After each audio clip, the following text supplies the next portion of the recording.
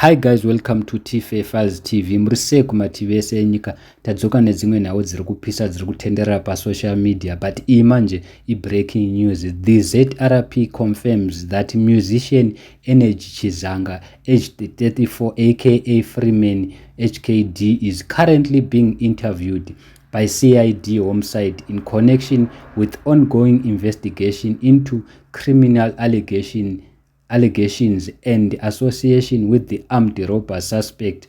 More details to come. Zvikunze ari kususpectwa kuti anogona kunge ari connected nevanhu vaiba ma-armed robbers. Nyaya iri kubvira pakuti ane shamwari yake yaitamba nayo yakapfurwa yakafa, yanga ichinzi mbinga yemuharare, yanga ichizikanwa zvisingaite, zvakashamisa vanhu vachibvunzana kuti yanga iri mbavha because akapfurwa akafa mufesi wacho anga ari mbinga. Asi vazukuru vambuya nanda vataura zvakawanda zvakasiyana siyana. Mumwe munawe akati kana iye silent killer anogona kungeona iye aritori mbavha hombe kujoza sezvo muchiti Freeman mbavha. Mumwe munhu akati akasarohwa chete kozi vakomana vanenge vachitoda information achireva chima-CID. Mumwe munhu akati God is always there to save the kings.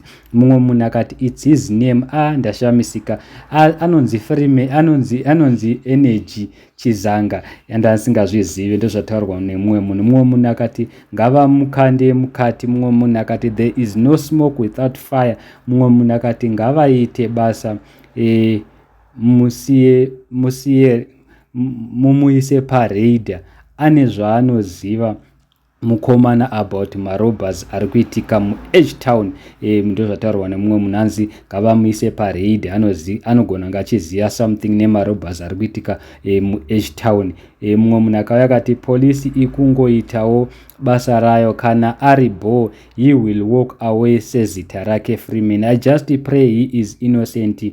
Ukabata anzi ukatamba nehure hazvireve kuti newewo kasaka. As a musician aidawo sponsorship, anga asingazivi kuti munhu imbavha. Ndozvataurwa nemumwe munhu. Mumwe munhu akati good move CID yagona. Mumwe munhu akauya akati it's a lesson kuvese vanoda kutamba nembinga vasingazive mari dzavo dzobvepi. Mumwe munhu akati ane munyama, he was just a friend, musiyei. Mumwe munhu akati they didn't even investigate the gold mafia, vakuda kunetsana nesu magalisi nxa. ZRP ndiye kumama iyi, muri kuita zvekutamba.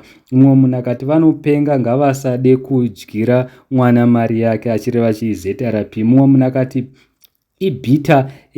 bitter girlfriend told the police all these secrets. Zvikunzi girlfriend yake kamusikana kakabuda ndokatengesa nyaya yese yaFreeman. Mumwe munhu akati regai kutamba nevanhu vane mari dzamusingazive kuti dzinobvepi. Mumwe munhu akati he doesn't look like Energy. I always assumed something like try more, love more kana wisdom. Mumwe munhu angaidedza kuti mazita ake ndanzikazivi kuti anonzi Energy, akafita kunzi try more kana kuti love more.